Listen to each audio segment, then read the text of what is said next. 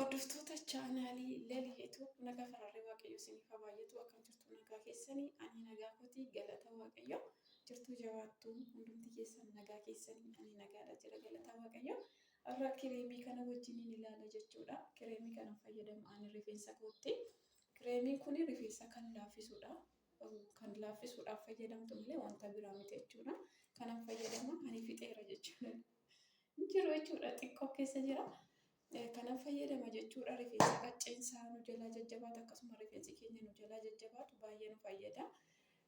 Akkaataatti isin itti dibattan immoo miiccattanii kaatanii shaampoodhaan rifeensa keessan eegga qulqulleeffattanii kaatanii miiccattanii kaatanii eegga qulqulleessitanii baatanii kaatanii iyyuu dibattu jechuudha. Inni dibattu eegga dibattanii daqiiqaa 15-20 hanga walakkaa ofirra tursitanii bishaan qofaan miiccattu. Bishaan bichaadhaan miiccattu malee deebitanii shaampoodhaan hin miiccattanu. Seeruma kireemichaa jechuudha.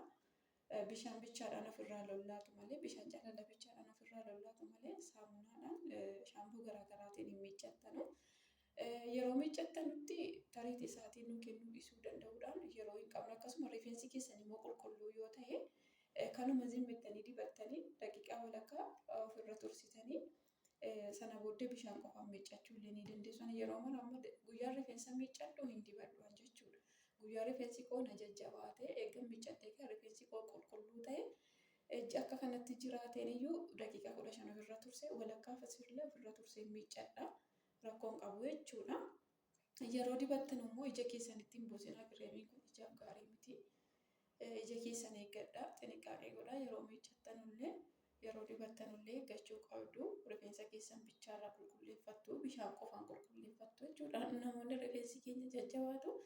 Rifeensi keenya jajjabaatee nu cannaqu dirqama kireemii fayyadamuu qabna. Kireemii fayyadamna yoo ta'e rifeensi keenya caalaa laafuu ni argata jechuudha.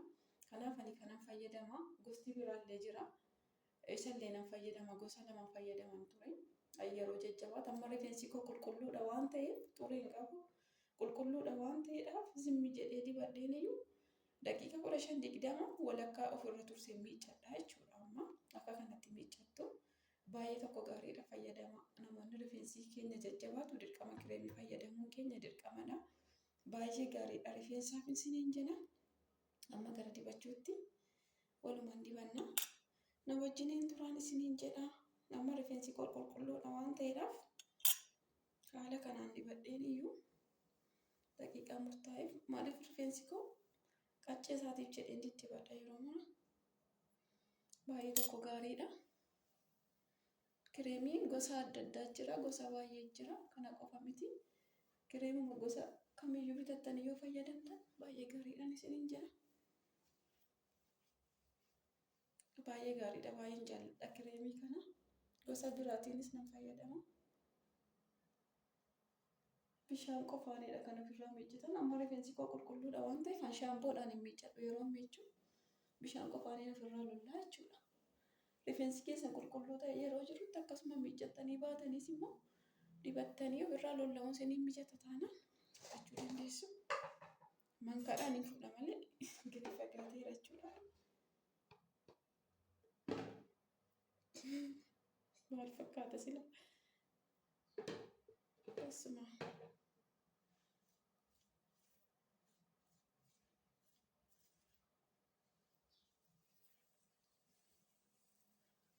Baay'ee tokko gaariidha. Caafii isaati sirriitti iyyuu kan dibachuu qabdan. Yeroo mara caafii isaati miti irra rifeensi keenya kan nu cannaqu. Gaafa bishaaniin ofirraa lollaanu baay'ee rifeensi bareeda.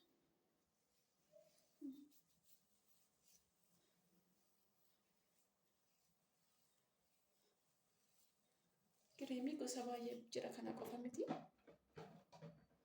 Kireemii gosa adda addaa jira. Gosa baay'eedhaan jira. Bitattanii fayyadamuu dandeessu.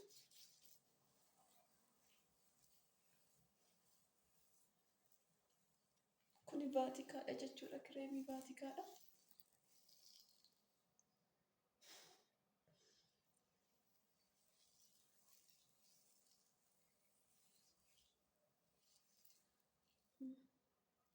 Rifeensa baay'ee xaqallada. Gaafa miiccattanii baatan akkasumatti walitti qaba rifeensa. baay'ee gaariidha.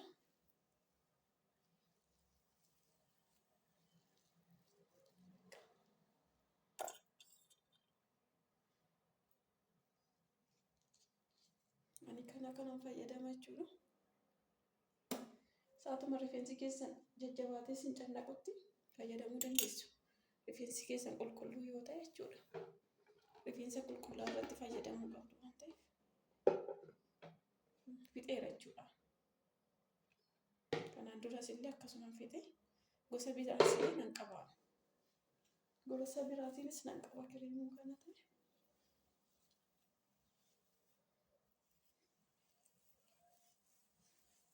Baay'ee tokko gaariidha. Ija keessan ittiin butina, ija keessan eeggadha yeroo dibattan jechuudha.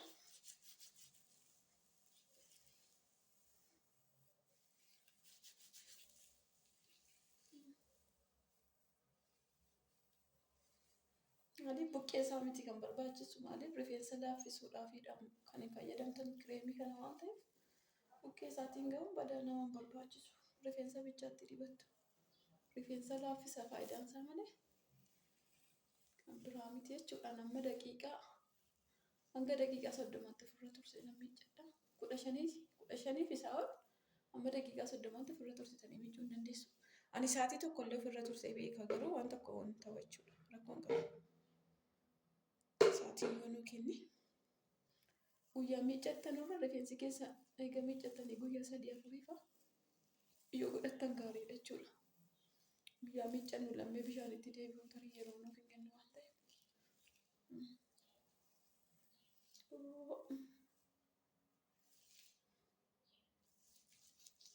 Kana fakkaata jechuudha.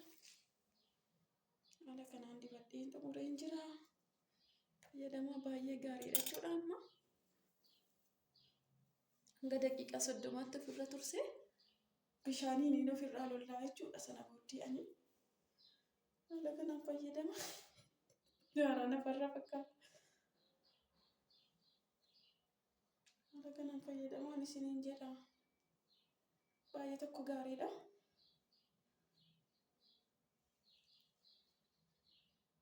Isa kana fakkaata baay'ee tokko bareedaadha. Haala kanaan fayyadamaan isiniin jedha hordoftoota kiyya. Dirqama rifeensi keenya warri nu jajjabaatu kana yoo fayyadamus qabna. Kireemiin kun warra akkasiitiif waan ta'eef fayyadamaan isiniin jedha. Sana booddee akkuma sanatti kanaan shaffanii tolfachuudha.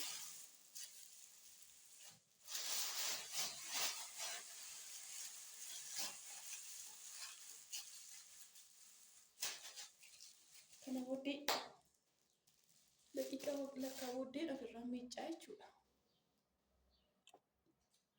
Haala kanaan shaffanuu qabdu. Amma daqiiqaa walakkaatti akka kanaan ta'a jechuudha. Sana booddee ofirraa bishaaniin ofirraa qulqulleessaa jechuudha. Kana fakkaata. Erga miiccadhee booddee walitti deebinaa jechuudha. Innaa hordoftoota kiyyaa asitti miiccachuudhaa fi haala kanaanii godhachaa jira jechuudha. Miiccachaa isinitti argisiisuu waan an barbaadeefidha jechuudha. Bootichi garuu gonkumaa naa mijatee hin jiru.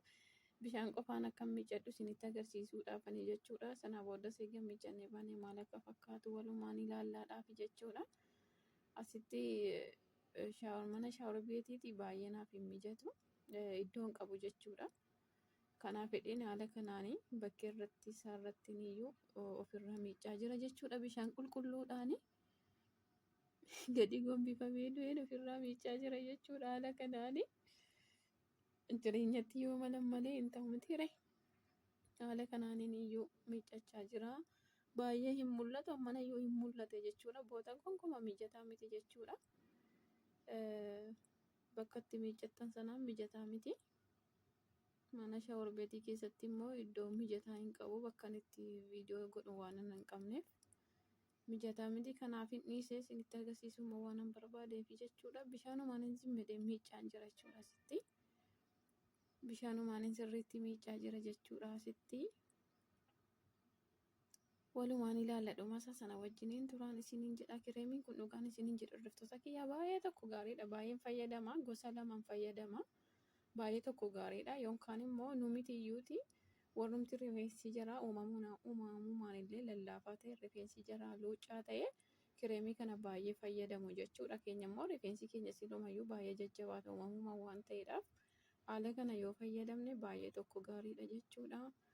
Ani yeroo mara sa'aatiin miiccadhee qabu hordoftoota kiyya akkuma isinitti hime amma sa'aatiin guyyaa rifeensa koo shaampoodhaan miiccadhu naaf hin mijatu jechuudha. Guyyaa sana hin dibadhu gonkumaa yookiin bulee yookiin guyyaa sadaffaa eeggan miiccadhee guyyaa sadaffaa yookiin guyyaa afuraffaa irratti iyyuu taraa tokko immoo dibadhee miiccadha jechuudha. Maaliyyoo jettan sa'aatii sana bishaan keessaa bahee ka'ee ganaa takka shaffanee immoo shaaworiitti hin deebi'u jechuudha. Garuu namoonni isinii mijatu namoonni haalli isinii mijatu namoonni namni isin bira hin jirre qofaa mana ooltan godhachuu dandeessu malee xiqqoo ishee ijoollee biyya ormaa keessa jirruu fi sa'aatii amma kanatti ammuma miicannee baanetti deebi'uun rakkisaa ta'uu danda'a yookiin illee halkan irraa fa'a yoo ta'e malee jechuudha.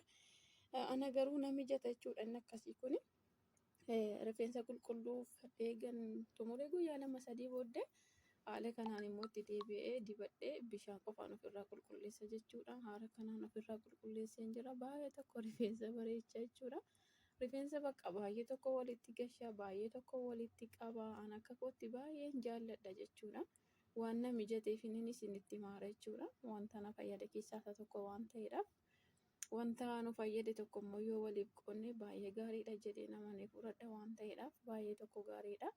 Obboloonni keenya rifeensi jajjabaatee nu cannaqaa qacceensaa caafinsaa rifeensi keenya jettan kana fayyadamtan baay'ee tokko gaariidha. Kana fayyadamtanii dibata keessan sirriitti wanta qabdan of biraa qabdan yoo dibattan baay'ee tokko filatamaadhaan isiniin jedha. Haala kanaan asitti faaqqisaan jira jechuudha. Faaqqee kana baay'een jaalladha isinitti agarsiiseen ture. Rifeensa koo baay'ee mijataa rifeensa hin kutuu rifeensa hin caccabsu. Baay'een keenya yeroo mara mushuuxii fayyadamna mushuuxii illee fayyadaminaan isiniin jedha. Mushuuxiin seerri isaa silumayyuu rifeensa keenya faaqqisuu osoo hin taane rifeensa keenya akka nuu cibsuuf fayyadamna malee mushuuxiin rifeensa hin faaqqisu jechuudha. Deebi'aa immoo rifeensa keenyaaf gonkumaa mushuuxiin hin ta'u rifeensa keenya nu jalaa caccabsaa nu jalaa kukkuta waan ta'eedhaaf mushuuxiin fayyadamina faaqqee akkasii fayyadama baay'ee gaariidha jechuudha. Haala kanaan amma miiccadhee xumureen jira.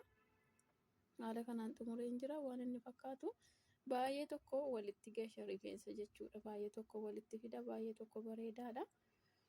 Haala kana malootuma adda addaa kana fayyadamnee rifeensa keenya akkas goonee isiniin jedha. Kanaafiyyuu rifeensi koo hordoftoota kiyya dhugaan isiniin jedha baay'ee nama jibbisiisa. Eessisaa yoo jettan hin jabaata jechuudha. Gonkumaa bishaan yeroo tuqee jedhu jechuudha. Ani koo eegan wantoota garaagaraa fayyadamuu jammare sirriitti fayyadamuu jammare. Rifeensi koo naaf sirrate malee rifeensi koo baay'ee rakkisaadha jechuudha. Hojjaattis illee gabaabaa ture rifeensi koo akkasuma yeroo maal ta'uttis bakka baay'ee nama jibbisiisa ture. Gin maloota adda addaa kana eeggan fayyadamuu jammare wantoota garaagaraa eeggan fayyadamuu jammare rifeensi koo jijjiirama guddaa naaf qaba. Haala kana wantoota adda addaa fayyadamaan isiniin jedha. Rifeensi koo baay'ee nama cannaqa ture jechuudha. Amma garuu haala kanaanii baay'ee naaf qallala rifeensi koo waan hundumaa irratti isiniin jedha. Asumaan immoo hordoftoota kiyya ani rifeensa kiyya fooxaadhaan hin qoorsu jechuudha. Rifeensa keessan gonkumayyuu fooxaadhaan hin qoorsinaan isiniin jedha. Fooxaan baay'ee rifeensa keenya caccabsaa rifeensa keenya wanta baay'ee godha. Ani jiidhaa san xaqallaladhee kaadha rifeensa keessanitti gonkuma fooxaa hin buusinaan isiniin jedha. Baay'ee rifeensa keenya tabalaashessa jechuudha. Asitti akkuma beekamu biluu maajikii dibadha jechuudha. Eeggan miiccadhee xumuranii haala kanaan fayyadamaan isiniin jedha. Haala kanaan fayyadamaan isiniin jedha. Baay'ee tokko gaariidha. Baay'ee tokko fayyada. Baay'ee tokko bareedaadha. Amma dhumaatti ana wajjiniin tura walumaan ilaallaa biluu maajikiin sirriitti dibachaa jira jechuudha. Walumaan dibannaa ana wajjiniin ta'a.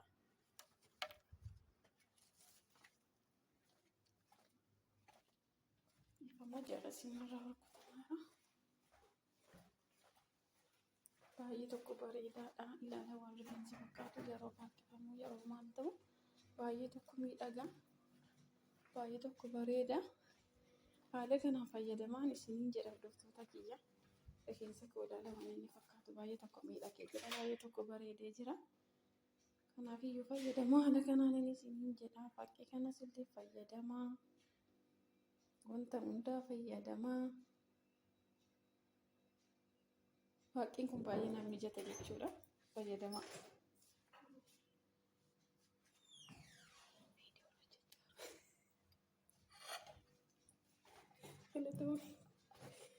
haala kanaan jechuudha. Haala kanaan walitti xaqallala. Baay'ee tokko rifeensi keessan baay'ee xaqallala. Baay'ee tokko bareecha. Baay'ee tokko bareecha. Mucaa ija koo gidduu jechuudha. Baay'ee tokko bareecha. Haala kanaan xaqallalli gootu jechuudha. Fajatti gootanii rifeensi keessan yeroo marayyuu yeroo miiccattanii baatanu haala kanaan oofootan baay'ee gaariidha. Wanti akkas godhu kun rifeensa kootiif baay'ee mijata kan isin dhibu keessa. Rifeensi koo baay'ee jaallata jechuudha. Zimmidhe akkasitti yeroon akkasitti xaqallalu kana rifeensi koo baay'ee jaallata. Gaafa hiikamu bakka baay'ee tokko miidhaga, baay'ee tokko lallaafaa isiniin cannaqu. Baay'een keenya rifeensi keenya miiccannee kaane ni gadhiisna jechuudha. Gadhiisuun sirrii miti ture. Xaqallaluu qabna jechuudha. Akkasumatti dibata dibattanii bishaan wajjin yoo xaqallaltan akkasuma bishaan wajjin yoo quphaattan baay'ee tokko gaariidha. Rifeensa koo baay'ee mijata jechuudha. Wanta akkasii yeroo maraa deddeebi'een godhadha jechuudhaani. Guyyaan miiccadhe jedhu immoo akkuma kanatti nan xaqallala. Gaafa inni qooree jedhu iddoo kanaa hiikee immoo dibata dhangala'aan dibadha jechuudha. Zayitii dhangala'aan dibadha. Sana booddee bakka lamatti qooddadhee quuphaadha jechuudha.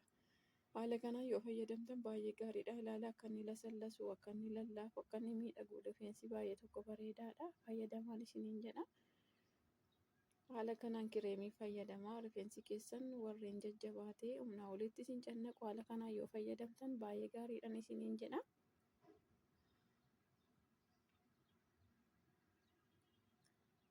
Uffata kana immoo bishaan na tuqeera waan an ofirraa baasuuf rakkoo hin qabu. Haala kana baay'ee jaallata jechuudha. Rifeensi koo baay'ee jaallata. Kana akkas godhachuu rifeensi koo baay'ee jaallata. Wanta kana rifeensa nama baay'eetu jaallata garuu maaliif rifeensi baay'ee isa mijata yoo akkas goone jechuudha. Zimminni akkasitti marra jechuudha. Deddeebi'ee illee baay'een fo'adha rifeensa koo. Wanti kun baay'ee rifeensa koo mijata kanaaf hin jaalladha. Miiccatanii yeroo baatan akkasittiin dibata qibaatii qabdanu dibattanii gaafa inni qooree jedhu immoo fasaashii dhangala'aa qibaatii dhangala'aa dibattanii sana booddee miiccachuun qophaachuu dandeessu. Akkasumallee bishaan wajjin utuu jiru qophaachuu maal jechuu dandeessu. Gonkumaa immoo fooxaan akka hin qorsinaa isiniin jedhe. Gonkumaa rifeensa keessan fooxaadhaan hin qorsinaan isiniin jedha. Innaa wanti har'aa kana fakkaatan hundumtisaa viidiyoon koo har'aa kana fakkaata. Baay'een jaallattu jedheen abdii qaba. Chaanaalii kiyya sabiskiraayib, sheer, laayikii gochuudhaan na jajjabeessan isiniin jedha. Viidiyoo itti aanu hanga walitti deebinutti turtii gaarii nagaan turaa. Waaqayyo si faana ta'u. Baay'ee baay'ee.